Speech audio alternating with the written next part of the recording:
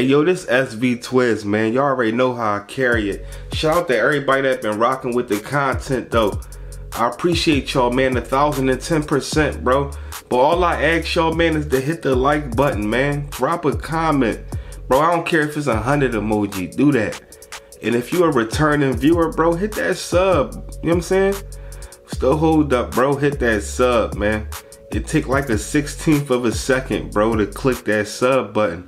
But we gonna get straight into it though. I look at it like this, bro. We know the history of Ab and Cassidy, man.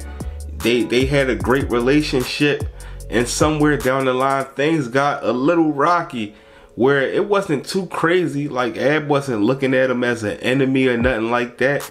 You know, it just ended up being like a love-hate relationship due to things that transpired. And I noticed that, like, even when Cassidy battled, a lot of people had brought up, you know, Cassidy, you know, hiding in the house, or how they felt as though Cassidy wasn't carrying it the right way with that situation. But I never heard nobody get into precise details on what took place that day. So today I'm gonna give y'all some raw and uncut footage for those of y'all that don't know exactly what happened. And I know a lot of people don't know what happened. You know what I'm saying? Because one thing for sure, two things for certain. A lot of people talk about somebody that got their life taken out there. So we know that definitely a body had dropped. But what people don't know is 2 other people also got shot out there that day, bro. And I'm going to just get straight into it, man. You know what I'm saying? We straight on the paperwork with it. SV Twizzy, the hood blogger. Man, get ready to take this walk with me. A Philadelphia judge declared rapper Cassidy guilty Tuesday afternoon of involuntary manslaughter of the shooting death of 22-year-old Desmond Hawkins, and sentenced the rapper to a 11.5 to 23-month sentence behind bars, plus probation. According to the defense attorney Perry, Cassidy would get 7 months credit for the time he already served and be eligible for parole in the near future. Cass was also convicted of 2 counts of aggravated assault and possession of an instrument of crime for his involvement in the shooting. Perry said that police seized a large amount of ammunition from Cassidy's house, some of which matched ballistically with shell casings that were recovered from the crime scene.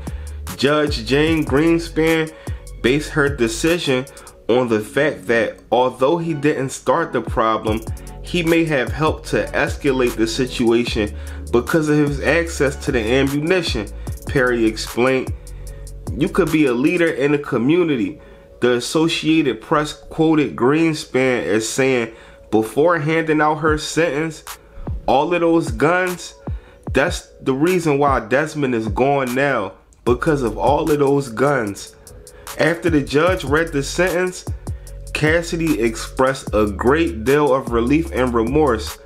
Perry said, obviously he's happy to know what's going on, that he's going to be released from prison and soon can get back to recording and spending time with his family. It's been a difficult 7 months for him.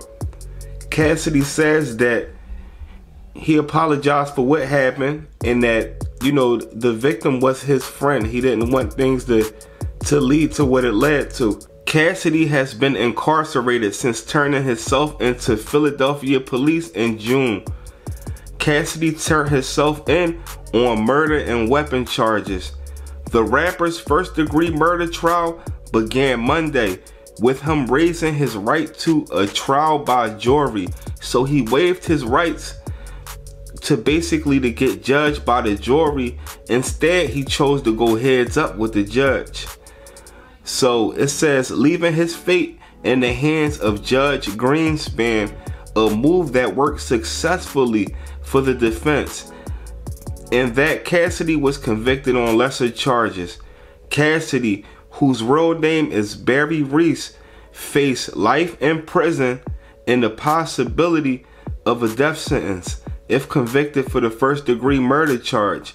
He was accused of murdering Hawkins and attempted murders of 2 other men. with both charges stemming from the same April 15th shooting incident. Cassidy was denied bail and booked into medium security prison.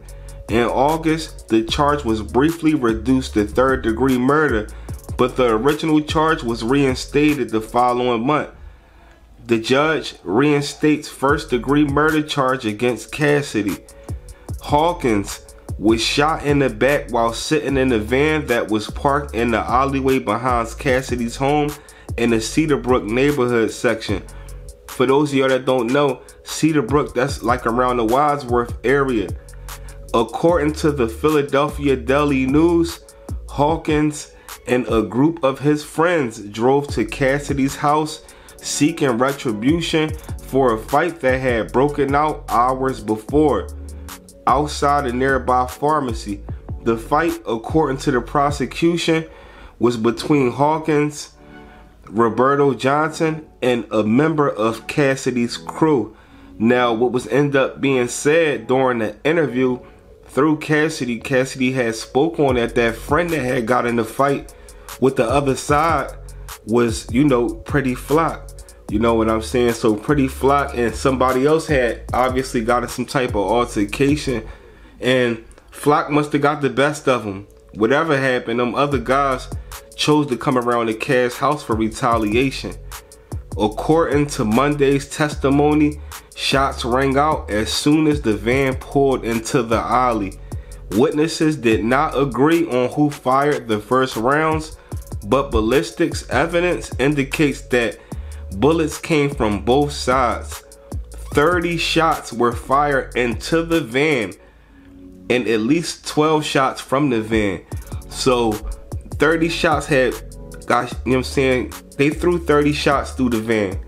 Whoever the shooters allegedly was, because it was 2 handguns and it was an assault rifle, you know what I'm saying, shell casings that they got on the ground. It was, you know what I'm saying, so it was an assault rifle being fired and it was 2 handguns. Police maintain Cassidy and 2 other men, both of whom remain at large, fired shots on an unarmed individuals, killing Hawkins. Now, it was 2 people on a large. We know for a fact that one of those people was, you know what I'm saying, Ab. Like, one of the people was Ab, and another person was someone from Ab entourage.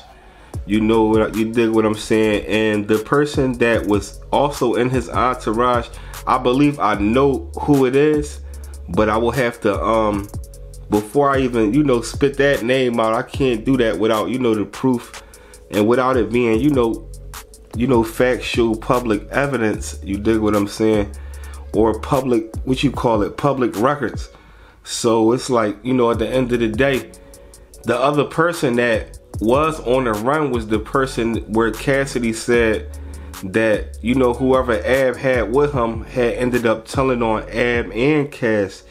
And if I'm not mistaken, that person that did do that is, ended up getting locked up for another body. You know what I'm saying? But just to get back into the paperwork, Johnson testified that he'd been outside the van urinating in someone's backyard when he heard the first shots fired. They drive past, he said, referring to his friends, and I got myself together. When I heard those gunshots, I ducked behind a car. He added that the shots seemed to be coming from behind Cassidy residence and that they carried on for what seemed like forever. I can't give an exact time frame, but it seemed like a long time. The paper reported that during the cross-examination, Johnson told Perry that he made a trip to Cassidy home to settle a score and that he was not armed at the time of the shooting.